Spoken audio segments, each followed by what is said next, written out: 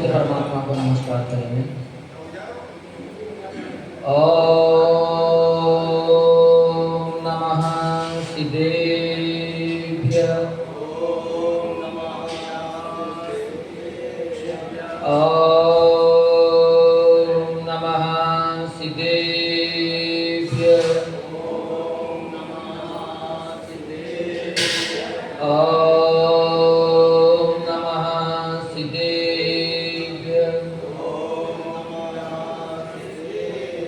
नमः श्री वर्धमानाय निर्दोषकलिलात्मने सालोकानां त्रिलोकानां यद्विद्यादर्पणायते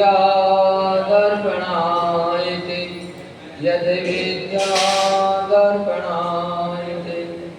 यस्य स्वयं स्वभावाक्ति प्रभावे कृतस्कर्मणा तस्मै संज्ञानरूपाय नमोस्तु परमात्मने नमोस्तु परमात्मने। मंगलम भगवान अरहंत मंगलम ऋषभोजिन मंगलम पूज्यपादार्यो पंथो जिनागमोस्तुतं पंथो जिनागमोस्तुतं। जो देवादेव एक जरार से अजितनाथ भगवान की जय। देवादेव एक जरार से शांतिनाथ भगवान की जय।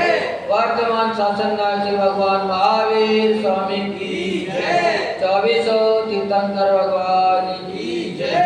आचार्य भगवान श्री पूज्यपाद स्वामी की जय।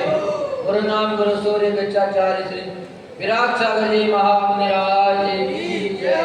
हम आराध्य गुरुदेव जिनागम पंथ प्रवर्तक भावलिंगी संत राष्ट्रीय विश्वनाचार्य गुरुदेव विमल सागर जी महामुनिराज की जय। जय बोले मुनि श्री 108 विश्व सागर जी मुनिराज की। मुनि श्री 108 विश्व सागर जी मुनिराज की। जिनागम पंथ। पर उपकार करो भैया पर उपकार करो। ज्ञानी कहता पर उपकार नहीं स्व उपकार करो। स्व उपकारी हो संसार नसाए रे। स्व उपकारी संसार नसाए रे। जीवन है पाने की भूख कब मिट जाए रे। होने अनहोनी कब क्या घट जाए रे। जीवन है पाने की भूख कब मिट जाए रे। जय दो जनागम पंथो अनादि अनिधन जनागम पंथ जय पंथ। है भव्य आत्मा है ज्ञानी आत्मा। अपन सभी प्रभु की देशना का श्रवण पूज्यपाद द्वारा रचित स्तोपदेश महाग्रंथ के माध्यम से सुन रहे हैं। परम पूज्य आचार्य भगवान पूज्यपाद स्वामी प्रतिदिन अपने को एक नया सूत्र दे रहे हैं कि आप इसको अपने आत्मा में आत्मसात करो तो आपका निश्चित ही कल्याण हो जाएगा। क्योंकि प्रभु ने भी इसी मार्ग से आगे बढ़कर अपना कल्याण किया है। लेकिन अपन सब सुख तो सब चाहते हैं लेकिन सुख का कार्य कोई करना नहीं चाहते। विपरीत कार्य अपने अंदर हमेशा से करके आए हैं। विपरीत कार्य में अपन रुचि लगाते हैं। पर जब तक अपन विपरीत चलते रहेंगे तब तक अपना कल्याण किसी भी हालत में नहीं हो सकता। जब भी कल्याण होगा तो सही मार्ग से चलने से ही होगा। अपन को जहाँ जाना है उसी मार्ग पर अपन को आगे बढ़ना होगा। जाना पूरब में है और 25 में अगर अपन खड़े हैं उस तरफ मुख करके खड़े हैं तो कभी भी अपन पूरब की तरफ नहीं जा सकते। तो आचार्य भगवान आज अपने को एक और नई विशेषता बता रहे हैं। क्या बता रहे हैं? तो आचार्य भगवान कह रहे हैं कि प्राप्त गति मोत्सर्जे स्वकार परमोह उपकुर्वन् प्रसिद्धो दृश्य मानस्य लोकवत्। पर के उपकार करने का त्याग करके अपने उपकार करने में तत्पर हो जाओ। किसमें? पर के उपकार में सभी लगे हैं, लेकिन पर के उपकार से तेरा कल्याण होने वाला नहीं है। इसलिए आप पर के उपकार बहुत कर लिया, उसको छोड़ और अपने उपकार में लग जा। क्योंकि दिखाई देने वाले जितना भी संसार है ये सब मात्र पर के उपकार में लगा है। एक भी व्यक्ति अपने उपकार में नहीं लगा, पर जो अपने उपकार में लग जाता है उसका कल्याण निश्चित ही हो जाता है। फिर उसको कभी भी भटकन नहीं होती है। क्योंकि आचार्य भगवान ने कल अपने को बताया था कि कर्म कर्मितावंती जीव जीव स्पृहा। कर्म अपना हित चाहता है और अपना अपना हित चाहता है, पर उनका हित कब होता है? जब अपना अपना प्रभाव आ जाता है। तो अपने प्रभाव में सब अपनी सत्ता में सभी हर किसी को अपना बनाने की कोशिश करते हैं। पर अपन इतने मूर्ख हैं कि अपना सत्ता भी मजबूत है, ज्ञान भी कराने वाले सामने हैं, फिर भी अपने उपकार में नहीं लगते हैं। सारी ऊर्जा किसमें खर्च कर रहे हैं? दूसरे के उपकार में खर्च कर रहे हैं। और कोई दूसरे को शिक्षा देने के लिए तैयार है, दूसरे को समझाने के लिए तैयार है, लेकिन स्वयं समझना कोई भी नहीं चाहता।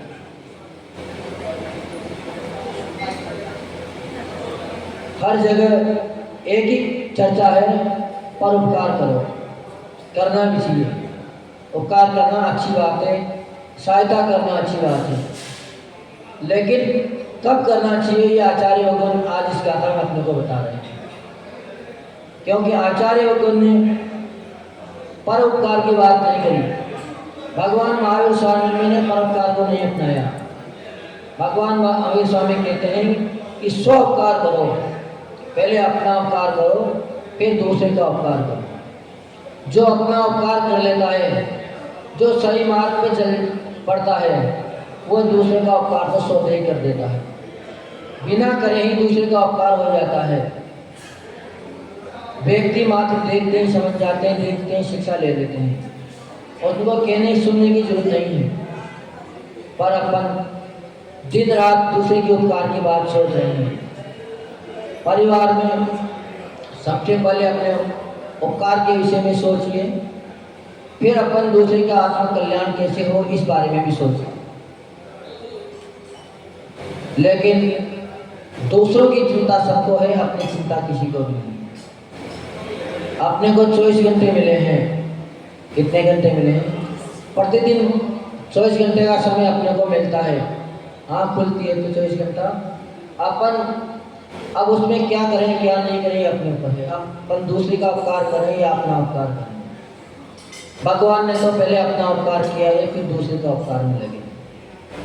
पर अपन मात्र देख तो हैं, लेकिन उसके समझ नहीं पाते कि ये क्या कर रहे हैं।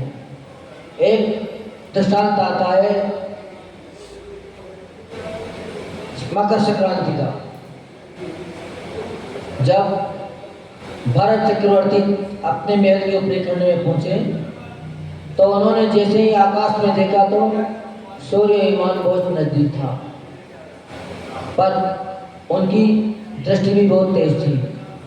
उनको अपनी छत से सूर्य विमान में जो प्रतिबिंब था, जिनेंद्र भगवान का प्रतिबिंब था, वो स्पष्ट दिखाई दे रहा था।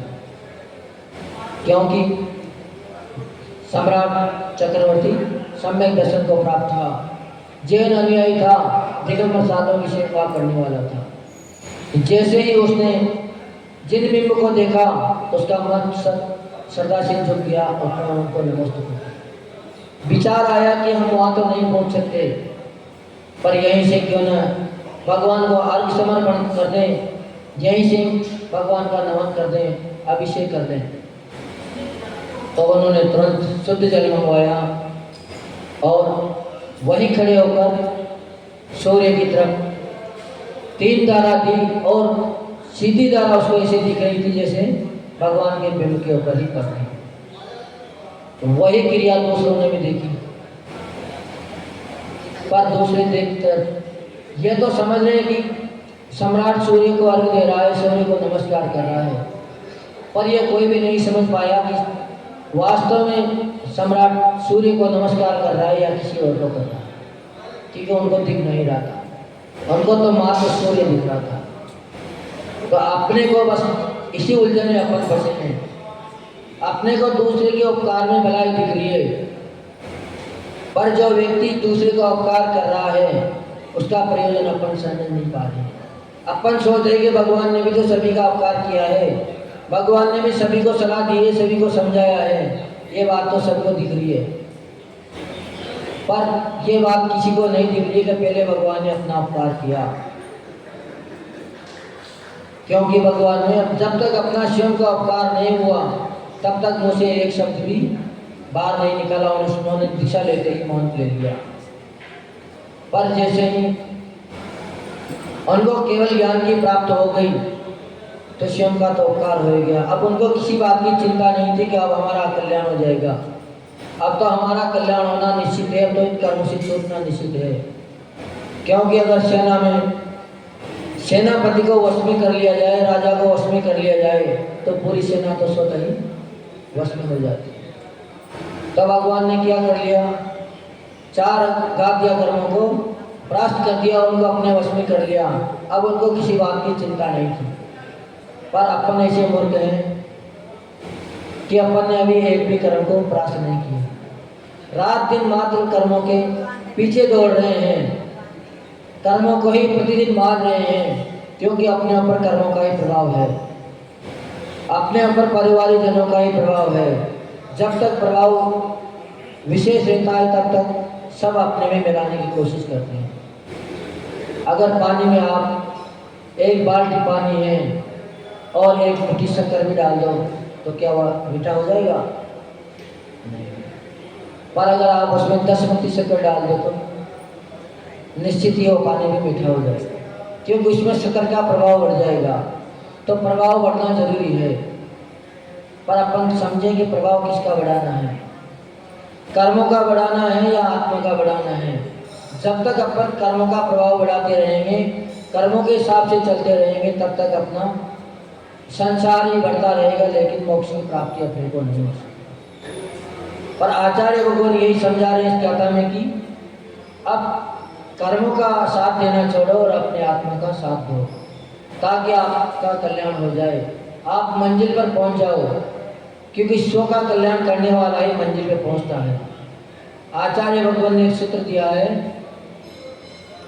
उत्तम स्वाद चिंता, श्याम हो चिंता, मध्यमा काम चिंता और पर चिंता धमाधम। पहली चिंता किसकी करनी चाहिए? अपने आत्मा की करनी चाहिए, अपने कल्याण की चिंता करनी चाहिए। फिर उसके बाद दूसरी चिंता करनी किसकी चाहिए? अब देह की चिंता दूसरी बार में करना चाहिए, पहले कभी भी देह की चिंता में नहीं लगना चाहिए, क्योंकि देह हमेशा अपने को दुख संकट को में फंसाने वाली है। शरीर अपने को संकट में फंसाने वाला है, कर्मों से बांधने वाला है। जिसका कर्म बनते जाते हैं वो निश्चित ही संसार में मिलता है। तो पहला कार्य तो होना चाहिए अपने आत्मा के कल्याण का, और दूसरा कार्य होना चाहिए अपने शरीर का, क्योंकि जब तक गाड़ी सही रहेगी तब तक अपन उसके माध्यम से मंजिल तक पहुंच सकते हैं। अगर गाड़ी का ध्यान नहीं रखा तब भी अपन मंजिल में नहीं पहुंचेंगे। पर मात्र गाड़ी में ही बैठे नहीं रहना है, गाड़ी में अगर बैठे रहे तो मंजिल भी नहीं मिलेगी। आप शिखर जी जाने के लिए ट्रेन में बैठ गए, टिकट ले लिया शिखर जी का, शिखर जी पहुंच गए, तो वहां जाने के बाद आपको ट्रेन से उतारना पड़ेगा, उसका भी आश्रय आपको छोड़ना पड़ेगा। तो शरीर की रक्षा करना जरूरी है, क्योंकि शरीर अपने को साधना करने के लिए शक्ति देगा। पर जैसे ही अपन उस दशा में पहुंच जाए कि अब अपन का कल्याण होना है, अब शरीर से कोई मतलब नहीं, अपना स्टेशन आ गया है, तो फिर उस ट्रेन को छोड़ देना चाहिए। अगर अपन फिर भी उसी में उलझे रहे तो अपना कल्याण नहीं होगा। आप परिवार में हो, आपने गृहस्थी बचाई है, जरूरी है अपना कर्तव्य का निर्वाह करो।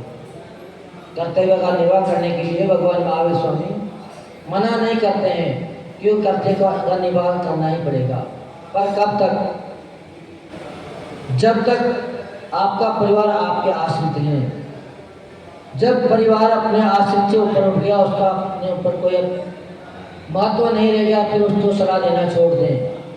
उसके बाद भी अगर आप सलाह दोगे तो आपको अल्लाह नहीं सुनना पड़ेगा, आपको अपनी सम्मान से हाथ धोना पड़ेगा। सलाह कब तक दो? जब तक जरूरत हो। अब उनको जरूरत नहीं है, फिर भी सब लोग सलाह देने में लगे रहते हैं, तो फिर उनको जिद की सुननी पड़ती है। हर कोई कहते हैं कि तुम्हारा तो दिमाग खराब हो गया, तुम पागल हो गए, तुम कुछ समझते नहीं हो, तुम्हारी बुद्धि सटा गई है, सीधे सीधे उल्लाना मिलते हैं, क्योंकि अपन अपने को नहीं समझ पाए। अगर अपन समझ जाते भगवान महावीर की वाणी को, तो उन्होंने कहा है जब तक परिवार अपने आश्रित है तब तक उनकी व्यवस्था बनाओ, जरूरी है, बनाना पड़ेगी। पर जैसे ही परिवार में करने लायक हो बन जाओ, अपने पैरों पे खड़े हो जाएं, तो फिर अपने को उनका साथ छोड़ देना, फिर अपने उपकार में लग जाना चाहिए, तब तक भी आपका उपकार हो जाएगा। पर अगर आप शुरू से लेकर अंत तक मात्र दूसरों का ही उपकार करते रहे, तो किसी भी हालत में दूसरों का उपकार नहीं हो सकता, क्योंकि भगवान ने दोनों ही मार्ग बताए हैं। मंजिल एक है, और एक मंजिल को पकड़ने के लिए, एक मंजिल पे पहुंचने के लिए मार्ग अनेक हो सकते हैं। दिल्ली आने के लिए कम से कम 8-10 रास्ते तो होंगे, हर तरफ से आ सकते हैं, पूरब की तरफ से भी आ सकते हैं, तो पश्चिम से भी आ सकते हैं, दक्षिण से भी आ सकते हैं, तो उत्तर से भी आ सकते हैं। आजकल तो ऊपर से भी आ रहे हैं और नीचे से भी आ रहे हैं, क्योंकि समुद्र से, आकाश में भी प्लेन चलती है, ऊपर से भी नीचे उतर रहे हैं, तो 10 दिशाओं से अपन आ सकते हैं। तो भगवान अपने को 10 दिन में 10 दिशाओं से मंजिल को पे पहुंचने की सूत्र बताएंगे। कल से क्या लग रहा है? पर्युषण महापर्व, अपने आत्मा को जानने की महापर्व है, अपने आत्मा का कल्याण करने का महापर्व, सो उपकार करने का महापर्व। ये कोई दूसरे को उपकार करने का पर्व नहीं है। अपन सोचे कि 10 लक्षण, धर्म तो एक ही है, मात्र उसके लक्षण ये हैं सब, इसीलिए 10 लक्षण कहे जाते हैं इनको, कभी भी 10 धर्म नहीं कहे जाते, क्योंकि धर्म कभी भी 10 हो नहीं सकते। धर्म तो अनादि से एक था, एक है और एक ही रहेगा, और उसके लक्षण अनेक हो सकते हैं। तो अपने को इस बात समझने का पूरा चांस भगवान दे रहे हैं कि लक्षण समझकर धर्म को समझना, मात्र पर को समझाने में मत लगना। उचित समय पर उचित कार्य जो कर लेते हैं उनका निश्चित ही कल्याण होता है। अब उचित समय अपना आ रहा है, कल से सबका आत्मा का कल्याण करने का समय आ रहा है, क्योंकि सब लोग कोई व्रत ग्रहण करेंगे तो कोई संयम ग्रहण करेंगे, कोई त्याग में लगेगा तो कोई तप में लगेगा, कोई ना कोई किया सभी लोग अपनाएंगे, और वही अपना कल्याण करने वाला है। पर इस दिनों में भी अगर अपन घर परिवार के साथ समारोह में लगे रहे, तो फिर किसी भी हालत में अपना कल्याण होने नहीं होगा, क्योंकि जब तक पर के उपकार में लगे रहोगे तब तक आपका कल्याण नहीं होगा। तो आज की गाथा से अपने को सबको बात समझनी चाहिए कि अपने को कल्याण किसका करना है, अपना करना है या पर का करना है। अगर पर का कल्याण करना है तो परोपकार में लगो, परोपकार करना बहुत अच्छी बात है, पर परोपकार मात्र से आपका उपकार होगा नहीं। आपका उपकार जब भी होगा जब स्वोपकार से होगा, पहले स्वयं का उपकार करो फिर दूसरे का उपकार करो। अगर कोई व्यक्ति दुखी है या कोई व्यक्ति गरीब है और आप उसके पास पहुंच गए, भिखारी के पास आप पहुंच गए, कहा मैं भैया थोड़े धन की जरूरत है, हमारा व्यापार मद्दा चल रहा है, हमें कुछ सहायता करो, हमें धन दे दो, तो क्या भिखारी आपको धन दे पाएगा? नहीं दे पाएगा। पर अगर आप किसी बैंक में पहुंच गए, जो लोन देता है उसके पास पहुंच गए, जो ऋण देता है उसके पास पहुंच गए, तो निश्चित ही आपको सहायता मिल जाएगी, आपको कुछ मदद मिल जाएगी। तो अपने को भी इस बात को समझना है कि अपन किसका सहारा लें, किसका उपकार करें, अपना करें या पर का करें। दूसरों को उपदेश देना तो बहुत सरल है। व्यक्ति दूसरों को उपदेश देने में सब एक्सपर्ट हैं, सब सलाह देने आ जाते हैं कि महाराज जी ऐसे नहीं ऐसे करें, ऐसे नहीं ऐसे करें तो सब काम अच्छा हो जाएगा। पर वही बात जब अपने ऊपर आती है तो मुंह पीछे फेर लेते हैं। सलाह देना बड़ा सरल काम है, लेकिन उस पर चलना बहुत कठिन है। पर जितने भी महापुरुष हुए हैं वो हमेशा स्वयं चले हैं, फिर दूसरे को चलने की सलाह देते हैं। आचार्य भगवान विराग सागर जी महाराज का एक उदाहरण आता है कि उनके पास एक अम्मा आई, क्योंकि अम्मा का एक बेटा था, वो बहुत बीमार हो गया था। बीमार किस कारण से हो गया था? उसके सारे मुखे दांत चढ़ गए थे और पेट में भी कीड़े हो गए थे, क्योंकि वह बहुत मीठा खाता था, जरूरत से ज़्यादा मीठा खाता था वो। तो सब जगह घूम आई पर कहीं भी उसको समाधान नहीं मिला। डॉक्टरों ने सलाह दी पर डॉक्टर की सलाह को बेटा मानने को तैयार नहीं था। तो माँ ने सोचा कि किसी साधु संत के पास चलें, क्योंकि हो सकता है साधु सन्यासी की बात जल्दी मान लेता है, विद्वान की बात हर कोई मानने को तैयार नहीं, क्योंकि विद्वान सलाह तो देता है लेकिन उसको आचरण नहीं करता है। तो आचार्य भगवान विराग सागर जी के पास वो हम आई कि भगवान हमारे जीवन में थोड़ा सा कष्ट है, हम आपसे कुछ समाधान चाहते हैं, कुछ सलाह चाहते हैं। तो गुरुदेव तो वैसे ही ऐसे शायद भी दूसरे मिलेंगे, हमने तो अभी तक ऐसे साधु नहीं देखे। विराग सागर जी महाराज के पास इतनी बड़ी जिम्मेदारी है, इतने बड़े संघ के नायक थे वह, पर फिर भी हर किसी को स्थान दे देते थे, हर किसी से बात करते थे। तो नहीं तो पहरेदारी लगी रहती है, पास जाने में बड़ा दुर्लभ हो जाता है। 20 फीट पहले 50 फीट पहले या व्यक्ति को रोक दिया जाता है कि भैया आप अभी नहीं मिल सकते। पर विराग सागर जी एक ऐसे संत थे, जबकि उनके पास बहुत बड़ा संत था, उनके पास समय नहीं था बात करने का, फिर भी हर कोई चले जाए, चाहे बड़ा अमीर व्यक्ति जाए चाहे गरीब व्यक्ति जाए, हर किसी को समय देते थे। तो उस बुढ़िया गरीब माँ थी, उसको भी आचार्य लोगों ने समय दिया। कब बताओ अम्मा तुम्हें क्या परेशानी है, हमसे कौन सा सलाह चाहते हो आप, हम आपकी समस्या का समाधान करेंगे, आपके सवाल का जवाब निश्चित ही देने का प्रयास करेंगे। तो माँ जैसे ही आचार्य भगवान के चरणों के पास पहुंची थी, उनकी आंखों से आंसू आ गया कि चलो, आंसू किस बात के आ गए? दुख के आंसू उसके नहीं आए उस समय, उसके खुशी के आंसू आ गए। कब चलो अपना इतना तो पुण्य है कि ऐसे महा साधक ने, महान तपस्वी ने अपने की बात सुनने के लिए तैयार हो गए, नहीं तो हर कोई भी उसकी बात सुनने को तैयार नहीं था। हर जगह भटक भटक के आ गई थी, डॉक्टर भी उसकी बात को नहीं सुनते थे, क्योंकि उनसे तो पीस से मतलब था, पीस दे तो सुने।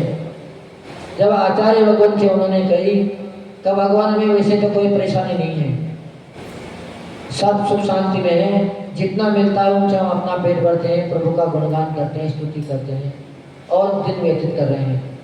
पर मेरे परिवार में मात्र एक ही सदस्य है, एक ही बेटा है, और वो भी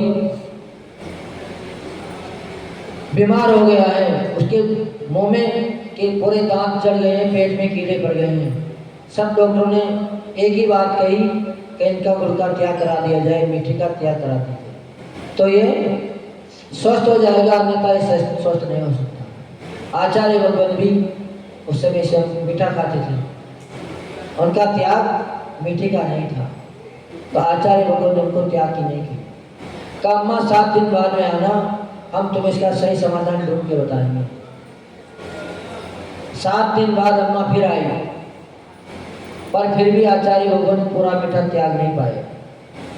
तो 7 दिन बाद भी फिर यही बोल दिया कि अब 7 दिन बाद आना। आचार्य भगवान ने स्वयं का त्याग कर दिया। प्रत्यक्ष जारी है, पर अभी भी मन में रह रहकर विचार आ जाते हैं।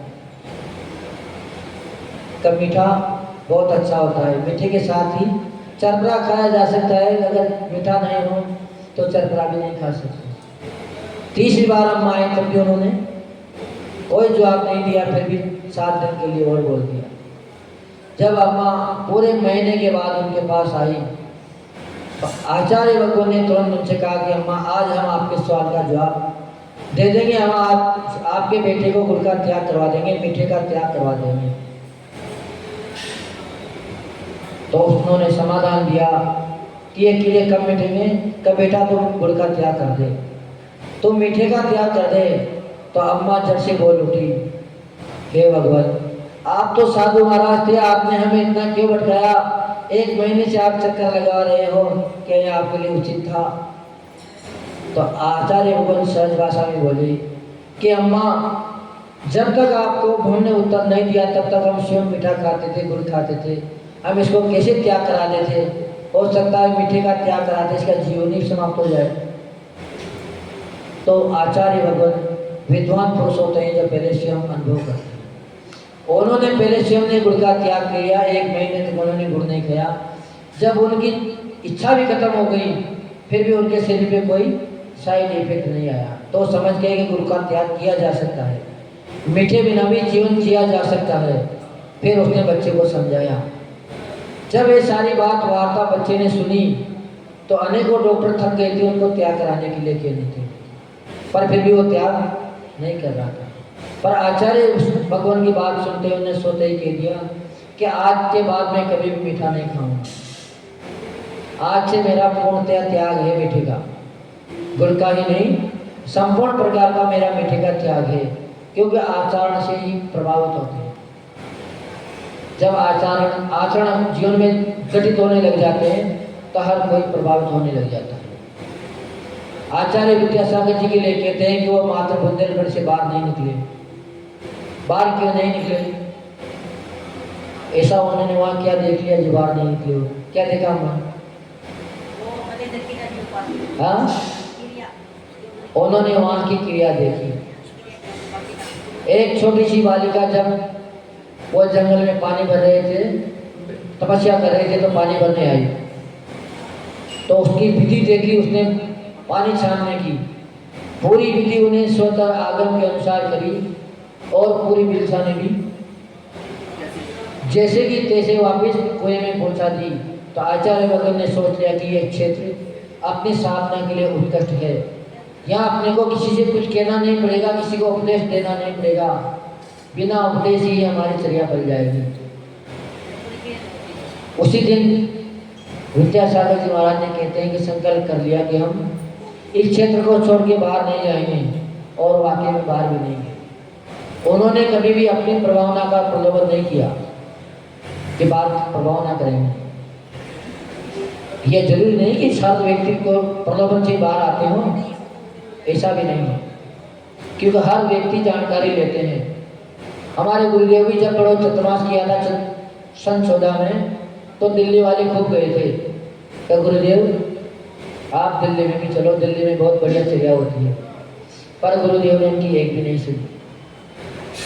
दिल्ली से पहले ही घूम गए, दिल्ली में प्रवेश नहीं किया, कि उनके दिमाग में एक ही बात थी कि दिल्ली में चर्या नहीं पड़ती है।